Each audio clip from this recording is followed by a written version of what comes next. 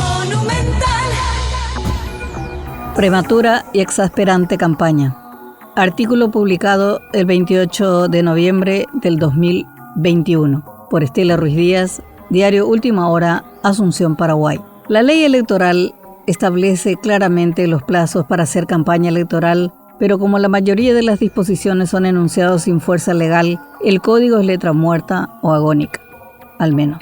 En Paraguay, las campañas políticas son permanentes porque apenas finaliza una disputa electoral, se inicia otra. Sin dudas, la más larga de todas es la elección presidencial porque está subyacente en cuanta disputa exista, desde la elección de las directivas de los clubes de fútbol, comisiones barriales y últimamente hasta los cónclaves obispales.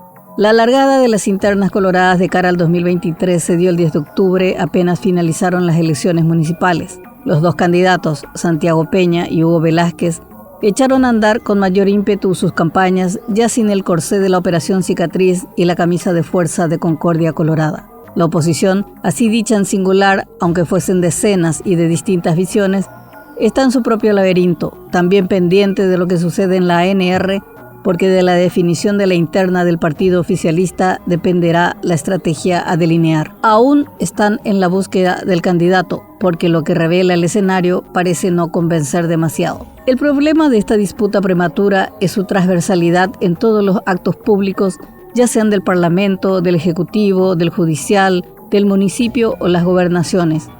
Todo lo que se deba resolver se resuelve con el encuadre de las posiciones políticas y lentos reacomodos para el 2023. Esto perjudica enormemente la dinámica de las políticas públicas.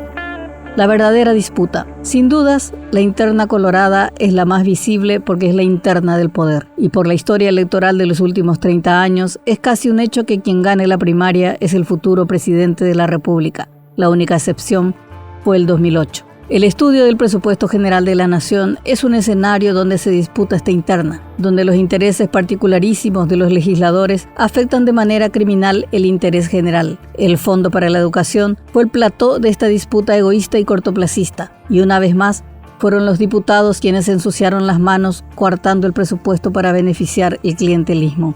¿Por qué?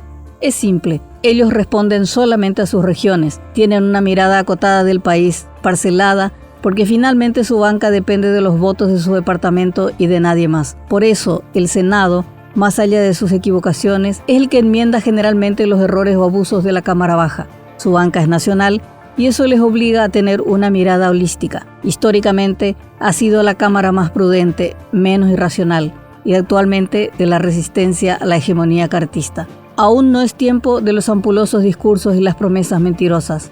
Aún no es tiempo de prometer el combate a la corrupción o poner en primer lugar la educación y la salud o prometer trabajo y tierra para todos. Es la época del acopio de los operadores políticos y en ese trajín de idas y venidas los caudillos y líderes emergentes van tomando posiciones según sus particulares intereses. Así vemos que gobernadores que antes respondían al oficialismo hoy militan en Honor Colorado o senadores que ingresaron por la nómina cartista hoy han encontrado refugio en la cálida protección presidencial. Otros mantienen distancia de ambos bandos haciendo cálculos políticos.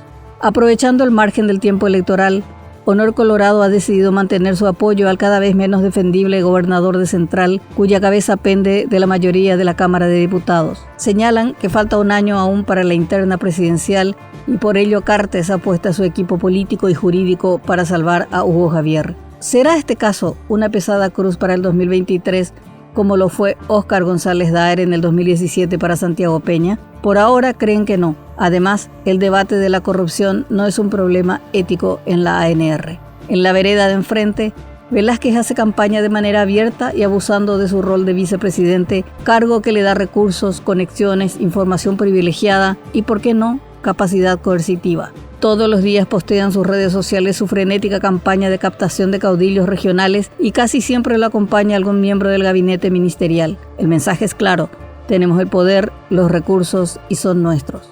En tanto, Honor Colorado, Horacio Cartes, hace lo mismo. Tiene la efectiva capacidad de la billetera interminable de su líder que le genera adhesiones no solo en la ANR, sino también en la oposición, en las élites económicas y judiciales. Con los votos que maneja, especialmente en diputados, tiene la capacidad de modificar escenarios y ejercer las presiones para beneficio del grupo empresarial político. Son algunas señales de cómo la disputa electoral prematura en la ANR empieza a causar daño a la marcha del país. Este escenario requiere un esfuerzo doble de la ciudadanía para evitar retrocesos, como lo fue la recuperación de los fondos para la educación, victoria a medias, ya que falta la definición en diputados. La adelantada disputa por el poder obliga a estar alertas más que nunca, a reclamar a los gritos, a movilizarse, a denunciar, porque la única víctima de esta adelantada disputa es ese otro país que busca sobrevivir en medio de dos tiburones que hoy se dan mordiscos y cuando acaben su show se sentarán a devorar a los más pequeños, como lo hicieron siempre.